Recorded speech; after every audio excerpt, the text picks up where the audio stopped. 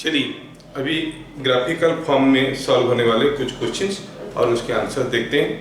मैं क्वेश्चन लिखूंगा, आप उसके बाद पॉज लगाना, फिर ट्राई करना, नहीं हुआ तो पॉज खोल के आंसर देखना, तभी जाके रियल प्रैक्टिस होगा। नहीं तो सिर्फ क्वेश्चन आंसर देखने से ना तकलीफ हो सकता है। ठीक है, मैं क्वेश्चन भी लिखूंगा, आंसर भी लिखूंगा। मेरे क्वेश्चन लिखने के बाद यू अप्लाई पॉज, फिर क्वेश्चन आपको दिखते रहेगा, ट्राई करो, फिर आंसर लिखो, फिर मेरे आंसर के साथ मैच करो अगर नहीं बना तो। ठीक है, okay, now let us proceed like this.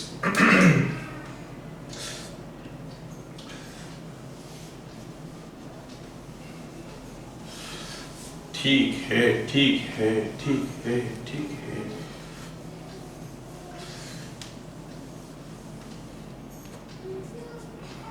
पहला question,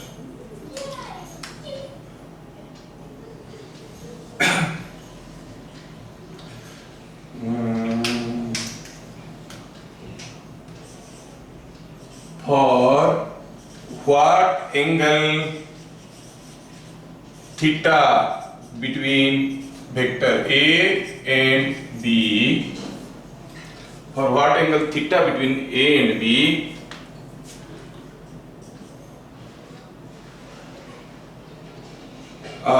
A vector plus B vector का sum is equal to sum of A plus magnitude plus B magnitude. ठीक है, दूसरा हुआ A vector plus B vector का सम इज इक्वल टू क्या है, it is magnitude of A minus magnitude of B। Bit number 3, A plus B vector का magnitude is equal to magnitude of A square magnitude of B का square whole over. Bit number 4, magnitude of A is equal to magnitude of B is equal to magnitude of A plus B। ये सारा cases में आपको बताना है what is angle between A and B, theta between A and B, सारा cases में बताना है। ठीक है, चलो कोशिश करके देखते हैं, सॉल्यूशन लिखेंगे। पहला स्टेटमेंट तो लिखा है A plus B is equal to A plus B magnitude is equal to magnitude of A plus magnitude of B, magnitude of A plus magnitude of B। तो how we read this statement, पहले भी हम लोग देखे थे। क्या कहेंगे, magnitude of sum of two vectors is equal to sum of their magnitudes. Magnitude of sum of two vectors is equal to sum of their magnitudes. कैसे करेंगे बताओ, हम लोग एग्जांपल ले रहे थे, कब दो वेक्टर को जोड़ो तो उनका जो रिजल्टेंट होगा वो उनका मैग्नीट्यूड की सम के साथ बराबर हो जाएगा। कब 6 न्यूटन और 8 न्यूटन दो फोर्स जब बॉडी के ऊपर आते हैं, नेट फोर्स कितना हो जाते हैं, 6 प्लस 8 इज इक्वल टू 14। कब होते थे इसे, जब दोनों फोर्स सेम डायरेक्शन में होता था, तो जो नेट फोर्स होता था वो क्या होता था, 6 प्लस 8 दोनों जुड़ जाते थे।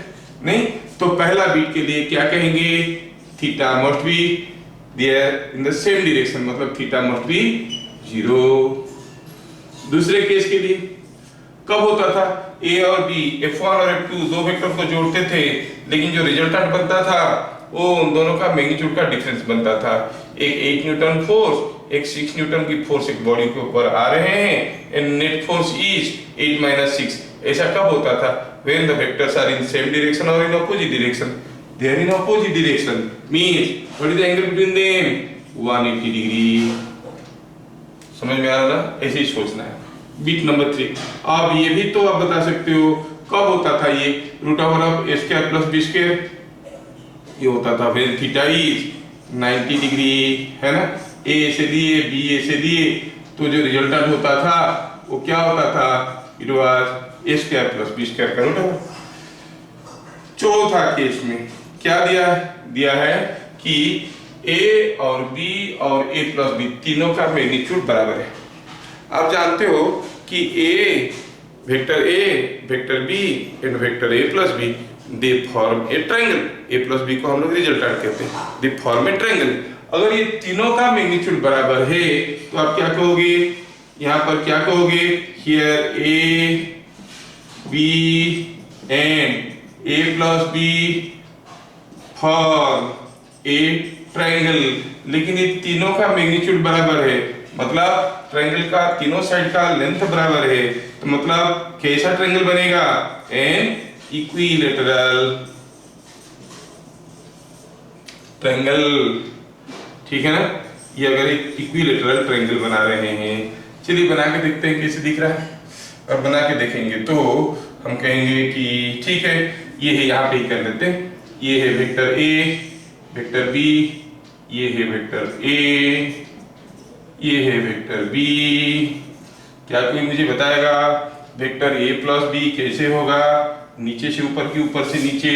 अरे वो तो रिजल्टेंट है, ए का टेल से शुरू होगा, बी का हेड पे खत्म होगा, मतलब this is A plus B, और ये तीनों साइड बराबर है, तो क्या कहोगे, what is this angle, this angle is 60 degree. अब बताओ what is angle theta between A and B, 60 degree? अरे नहीं, क्या बताए थे, angle is measured from head direction of one vector to head direction of other. ये एंगल कितना होगा, पूरा एंगल होता है 180 डिग्री, ये हो गया 60, तो ये हो जाएगा 120 डिग्री। तो इसका मतलब in the fourth case the value of theta is 120 degree, angle between A and B is 120 degree. समझ में आ रहा है? अच्छा, नेक्स्ट क्वेश्चन। हाँ, तो why not to do full board? ठीक है, ये हो गया, आप लोग पॉज लगा के लिख सकते हो।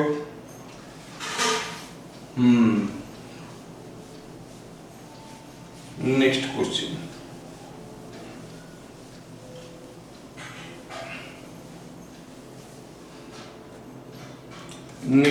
में देखेंगे क्या, two horizontal forces 10 newton and 10√3 Newton pull a block of 5 kg towards east and north directions respectively. Find magnitude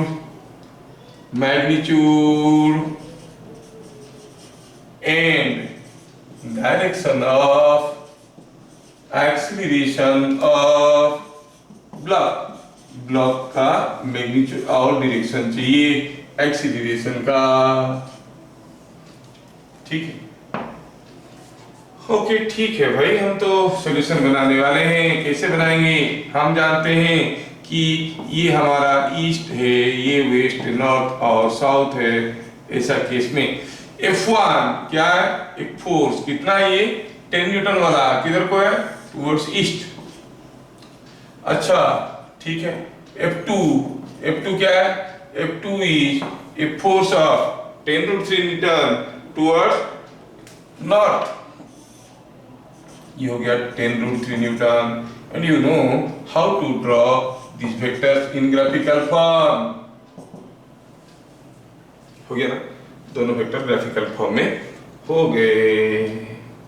अब हमें पता करना है क्या, acceleration of the block. Acceleration कैसे पता चलता है, हम जानते हैं कोई ब्लॉक ऑफ मास 5 kg रखा है, उसका एक्सीलरेशन क्या होगा, it is net force by mass. तो नेट फोर्स पहले निकालना पड़ेगा, नेट फोर्स निकालते हैं। तो नेट फोर्स क्या होगा, अगर दो फोर्स आ रहे हैं बॉडी के ऊपर, तो ये फोर्स प्लस ओ फोर्स नहीं। अच्छा, तो यूजिंग ट्रायंगल लॉ अगर हम ड्रॉ करना चाहेंगे तो पहले ले लेंगे F1 कितना, 10 न्यूटन, फिर ले लेंगे F2 कितना 10√3 न्यूटन, ये हो गया वेक्टर F2, ये हो गया वेक्टर F1। जो रिजल्टेंट होगा ऊपर से नीचे होगा कि नीचे से ऊपर होगा, अरे वो तो टेल ऑफ फर्स्ट वेक्टर से शुरू होता है, इसका मतलब ऐसा होगा। ये जो वेक्टर हुआ वो क्या वेक्टर है, F नेट, मतलब F1 प्लस F2। ठीक है, तो F नेट क्या हो गया, F net is a vector whose magnitude is, हाँ ये नॉर्थ की तरफ, ये ईस्ट की तरफ। F net का मैग्नीट्यूड मतलब length of this hypotenuse, length of the hypotenuse is going to be 10 का स्क्वायर, बेस का स्क्वायर, परपेंडिकुलर का स्क्वायर, 10√3 का स्क्वायर, होल ओवर कितना हुआ देखो तो, this is coming 100, the other one 100 into 3 300, root over is 400 root over, that is 20 और the net force is 20 Newton. लेकिन नेट फोर्स तो नेट फोर्स है, वेक्टर है, इसका डायरेक्शन बताना पड़ेगा, how much is the direction. ठीक है, तो नेट फोर्स का डायरेक्शन क्या हो गया, सपोज आई से this angle is theta, here what is tan theta, tan theta हो गया, हम कहेंगे दिस बाई दिस। आप कहोगे सर हरदम tan थीटा क्यों लेते हो, कुछ दूसरा क्यों नहीं लेते हो, कॉस लेते हैं, कॉस थीटा, हाँ ले सकते हो, ये दिया है ये मालूम है तो कॉस थीटा भी निकाल सकते हैं, चाहो तो आप कॉस थीटा करो। तो चलो tan थीटा क्या हो गया, यहाँ पर perpendicular by base, it is 10√3 by 10 is √3, so इसका मतलब that is same as tan 60 degree, so theta is what, theta is angle made by F net with direction of east, कितना है, direction of east, ये east का direction है, towards north है कि towards south है, towards north, towards north is equal to 60 degree. इसका मतलब हुआ what is the direction of the force, net force is directed, और जो नेट फोर्स को हम लोग देखेंगे ग्राफिकल फॉर्म में, पहले लिखते थे प्रैक्टिस करते थे। नेट फोर्स क्या हो गया, force of how much Newton, 20 Newton towards 60 degree north of east. समझ में आया, समझ में आया। तो फिर एक्सीलरेशन ऑफ ब्लॉक क्या हो जाएगा, it is net force by mass. तो कितना हो जाएगा, एक्सीलरेशन भी तो वेक्टर है, कितना हो जाएगा, ये नेट फोर्स कितना था, नेट फोर्स कितना था, नेट फोर्स था 20 न्यूटन, और नेट फोर्स जिस डायरेक्शन में होगा एक्सीलरेशन उसी डायरेक्शन में होगा। कोई ब्लॉक रखा है, जिधर को नेट फोर्स आएगा उधर को मूव करेगा, तो नेट फोर्स बाई मास। तो एक्सीलरेशन क्या हो गया, एक्सीलरेशन हो गया, इसका मैग्नीट्यूड है 20 और मास था 4 नहीं 5, सो इट इज 4 मीटर्स पर सेकंड स्क्वायर। किस डायरेक्शन में, towards in the direction of force क्या था, 60 degree north of east. Is it understood? ठीक है, मैं स्टार्ट तो किया यहाँ से, जगह नहीं होने के बाद फिर इधर आ गया, ये एक्स्ट्रा पेज है जो उधर होना चाहिए, जगह नहीं है। समझ में आया क्या, समझ में आया क्या, ऐसे करते करते यहाँ तक गया, फिर आप इसमें आ गए। ठीक है, ठीक है, समझ में आ रहा है, ऐसा दूसरा क्वेश्चन आप कर सकते हो। चलिए क्या कहेंगे नेक्स्ट क्वेश्चन में, नेक्स्ट क्वेश्चन में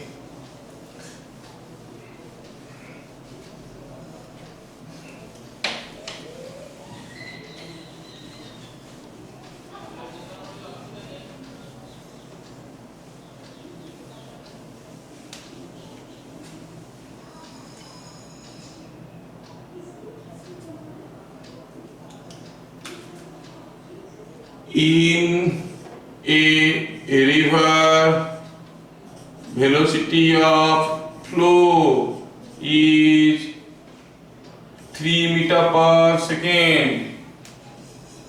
A man swims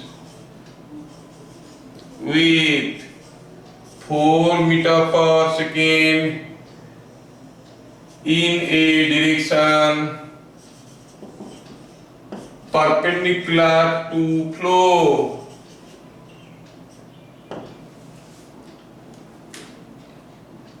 Four meter per second with respect to water in a direction perpendicular to flow. How far he goes in 8 seconds. अच्छा, ऐसा है, रिवर है, पानी है, फ्लो कैसा है, फ्लो का वेलोसिटी है कितना, 3 मीटर पर सेकेंड। आदमी स्विम करने लगा, कैसे, ये आदमी है, स्विम कर रहा है, किधर को, परपेंडिकुलर टू द फ्लो, ऐसे, क्या स्पीड में, 4 मीटर पर सेकेंड। अभी अगर फ्लो नहीं होता, आदमी का स्पीड कितना होता, 4 मीटर पर सेकेंड। अगर आदमी स्विम नहीं करता, सिर्फ तैरता, उसका स्पीड क्या होता, 3 मीटर पर सेकेंड। मतलब जब दोनों है, आदमी का नेट वेलोसिटी क्या होगा, velocity due to his own swimming plus velocity of flow, है कि नहीं। तो हम क्या कहेंगे, here VF is equal to 3 metre per second, है ना। वेलोसिटी ऑफ स्विम, और वेलोसिटी ऑफ स्विम कितना है, 4 मीटर पर सेकेंड। तो वेलोसिटी ऑफ मैन कितना हो जाएगा भाई, it is velocity of swim plus velocity of flow. तो वेलोसिटी ऑफ मैन का मैग्नीट्यूड क्या होगा, इट इज मैग्नीट्यूड ऑफ, इन दोनों का सम निकालो तो क्या होगा। पहले लेंगे, कैसे लेंगे, VS ने, और उसके साथ जोड़ेंगे VF, VS के साथ VF जोड़ दिए। अब जो रिजल्टेंट होगा किस डायरेक्शन में होगा, from the tail of the first vector to the head of the second vector. ये जो होगा, ये हो गया नेट वेलोसिटी किसका, that is the velocity of the man. Velocity of flow आपको दिया गया था, कितना था वो, 3 metre per second. Velocity of swim कितना दिया था, 4 मीटर पर सेकेंड। क्या बता सकते हो वेलोसिटी ऑफ मैन क्या होगा, वेलोसिटी ऑफ मैन क्या होगा, ये length of this arrow mark, और लेंथ, ये लेंथ कितना था 4, ये 3, तो फिर ये कितना होगा, 4 का स्क्वायर 3 का square is 5 metre per second. तो स्पीड क्या हो गया आदमी का, you know, speed is magnitude of velocity. So the man will move with a resultant speed of 5 metre per second. समझ में आया क्या। तो डिस्टेंस मूव्ड इन 8 सेकेंड्स, अरे इसका स्पीड है 5 मीटर पर सेकेंड, तो 8 सेकेंड में कितना दूर जाएगा, 40 मीटर। 8 सेकेंड में 40 मीटर चला जाएगा, समझ में आ रहा है। So this is what is the application of triangle law. चलिए और भी 2-3 क्वेश्चन देखते हैं, समझ में आ रहा है ना कैसे हो रहा है। हाँ ठीक है,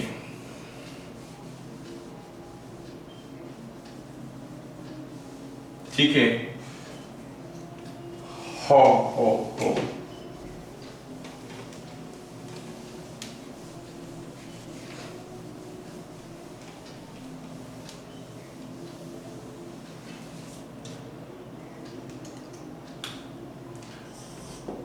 in a river,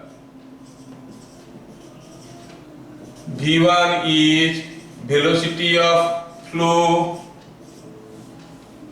V2 is velocity of boat with respect to water,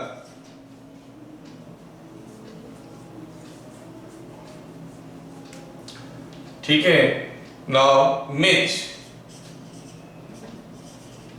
column A and B. Column A में क्या दिया है, कॉलम बी में क्या दिया है? इधर दिया है डिस्क्रिप्शन ऑफ मोशन, और इधर क्या दिया है? Resultant velocity. ठीक है, पहला केस में क्या दिया है?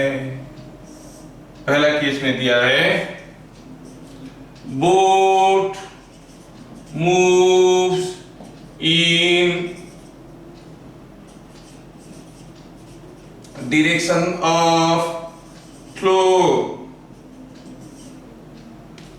boat moves in opposite direction of flow। तीसरा क्या दिया है? boat moves in perpendicular direction of flow. आपको मैच करना है। क्या दिया इधर? ऑप्शन क्या दिया है? ऑप्शन दिया है ए बी सी दिया है। It is V1 minus V2, V1 plus V2, V1 square plus V2 square whole over.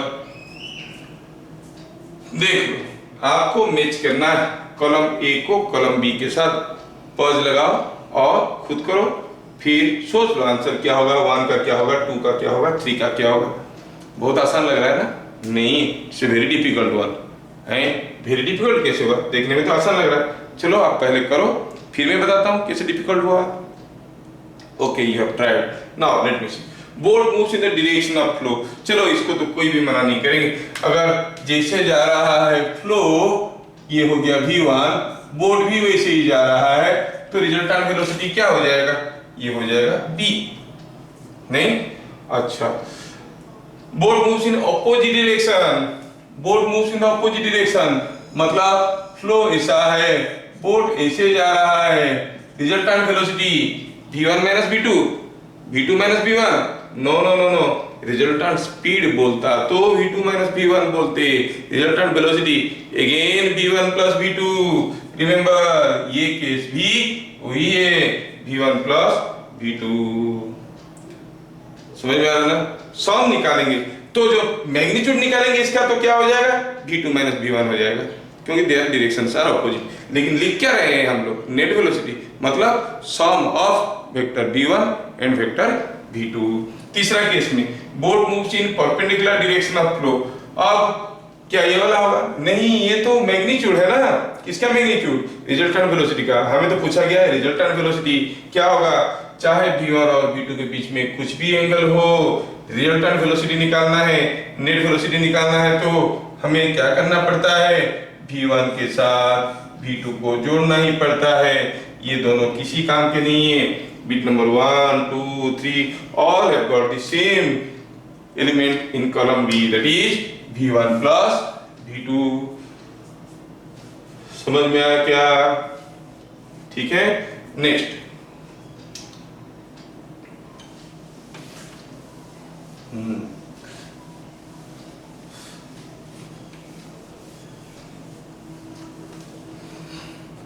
ठीक है, when question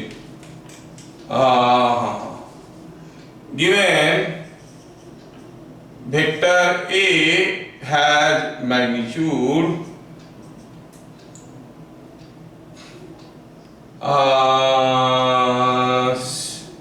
6 न्यूटन, नहीं इसको ले लेते हैं से 10 Newton. when vector B was added to A, it was found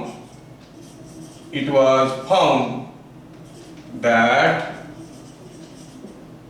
A plus B is perpendicular to A and A plus B magnitude is 10√3 or say 10/√3। ठीक है, कैलकुलेशन के लिए लिख देते हैं 10√3, आसान हो जाए। Find magnitude of B, magnitude of B and the angle between A and B, A and B। हाँ, थोड़ा ध्यान से क्वेश्चन को देखिए, क्या दिया कि A एक वेक्टर था की डायरेक्शन में कोई जानकारी नहीं है, लेकिन नाम था A, मैग्नीट्यूड था 10। जब उसके साथ बी वेक्टर को जोड़े, बी वेक्टर को कैसे जोड़ेंगे, जैसे भी जोड़ो बी का टेल को यहाँ पे रखेंगे और बी वेक्टर को जोड़ेंगे, बी का टेल को ए का हेड करके जोड़ेंगे, लेकिन बी कैसा है मालूम नहीं है, ऐसा है ऐसा है ऐसा है, कौन सा डायरेक्शन में कुछ तो जानकारी नहीं है। एनीवे बी वेक्टर को जोड़े तो जो रिजल्टेंट बना कौन, ए प्लस बी, वो क्या बना, ए को परपेंडिकुलर हो गया, a plus b is perpendicular to a and a plus b का मैग्नीट्यूड हो गया 10√3। जो रिजल्टेंट होता है a plus b वो कहां से शुरू होता है, from the tail of a, और क्या दिया है यहां से शुरू होगा और it will be perpendicular to a, a को परपेंडिकुलर होगा मतलब ऐसा होगा, ये हो गया a plus b। तो क्या आप गेस करके बता सकते हो b कैसे होगा, a के साथ b जोड़ने से a plus b होता है, b जो है ऊपर से नीचे होगा कि नीचे से ऊपर होगा, नीचे से ऊपर, a के साथ b जोड़ो तो बन गया a प्लस बी। दिया है कि a प्लस बी का मैग्नीट्यूड कितना है 10√3। Clearly seen. आप सॉल्यूशन में क्या बताएंगे, सॉल्यूशन में कहेंगे मैग्नीट्यूड ऑफ b क्या हो रहा है देखो तो, अब magnitude of b is nothing but length of the hypotenuse. खाली फिगर को समझने से, क्वेश्चन को समझने से फिगर बन गया, अब आसान हो गया काम।